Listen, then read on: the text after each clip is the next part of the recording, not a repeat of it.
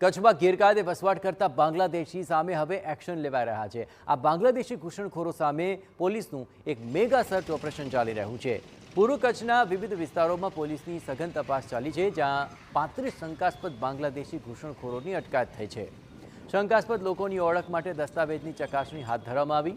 અટકાયતમાં લેવાયેલા તમામ લોકોના દસ્તાવેજો અને ઓળખ અંગે તપાસ શરૂ કરવામાં આવી છે। રેન્જ આઈજી ચિરાગ કોરડિયા અને પૂર્વ કચ્છ એસપી સાગર બાગમારના માર્ગદર્શન હેઠળ કાયદો અને વ્યવસ્થા તેમજ સુરક્ષાને ધ્યાનમાં રાખીને વિશેષ ડ્રાઈવ હાથ ધરાઈ।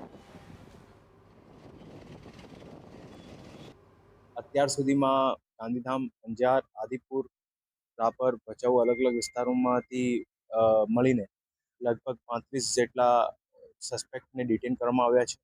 એ લોકોનું વેરિફિકેશન ચાલુ છે।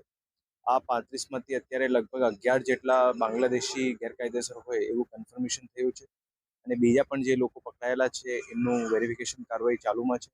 એને સિવાય પણ જિલ્લા પોલીસની અલગ અલગ ટીમો જે છે એ અલગ અલગ વિસ્તારોમાં અત્યારે પણ જે છે કાર્યવાહી ચાલુમાં કરી રહી છે।